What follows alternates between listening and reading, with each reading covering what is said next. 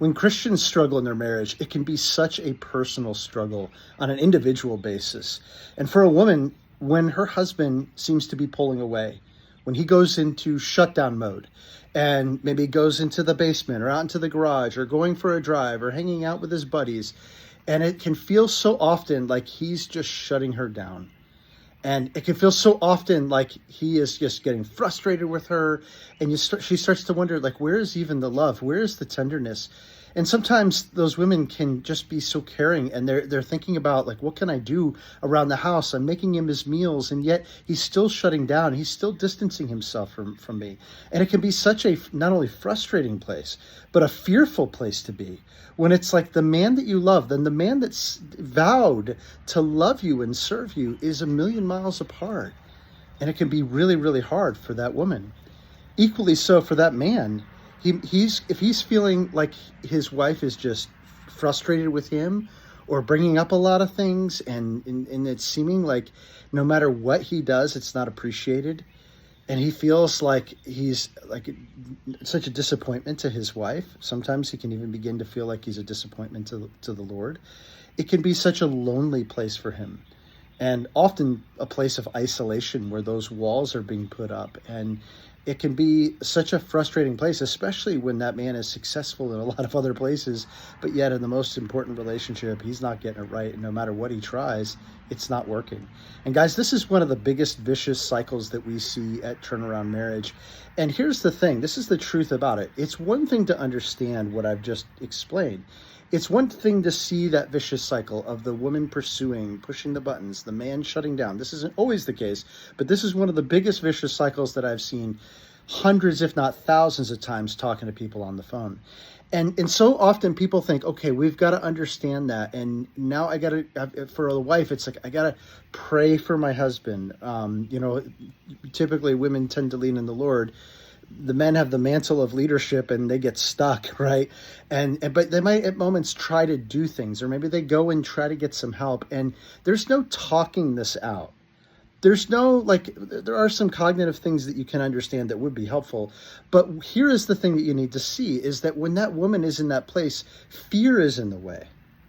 For the man, it's like frustration or feeling like a disappointment. And it doesn't matter what you talk about. If you're in that place of fear, there's no way to fix your marriage. If you're in that place of feeling like a disappointment, and maybe you're feeling beat down, and maybe even you're beating yourself up as a man, like, there's no fixing your marriage until these things are resolved. And that's why we have developed a multi-prong approach to helping to fix marriages that is just not about downloading information. It's about actually helping you to step into the Lord's help, to step into God's design, because a lot of this stuff, it's a whole nother video for another day, but a lot of this goes back to Adam and Eve. These vicious cycles are actually nothing new. So it is that we have to understand each other, and it is that we have to lean into the Lord for strength, but also we've got to learn how to be able to navigate the emotional challenges. And actually in our physiology, learn how to navigate those in a healthy way. And until we do that, there is no addressing, there is no fixing your marriage until you can work on yourself and your marriage at the exact same time. So typically people, they might go to counseling and try to get help from a therapist or something, and they'll ask, do you want to work on you or the marriage? God says you're one flesh, so you have to work on both at the same time. Of course you do. And it makes no sense to me why people are going to therapy individually for their own junk and their marriage separately with a different counselor, or they're going to, the joint counseling. It doesn't make sense to me to split that up, because when you're joined together, you are one flesh. And the most healthy way to navigate those challenges is to own your side of the street, to get the help that you need for sure in how you're navigating that emotionally and physically and spiritually.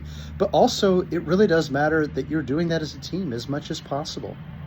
And here's the thing that we found, it's really amazing, that even if the other person is not willing, can get that ownership, can partner with God, can get the help to navigate the strong emotional responses. And by the way, those emotional responses always look like something in our body, migraines, stomach pains, they show up in other places. When they get the help around that, it's amazing what can happen with the changes in those marriages.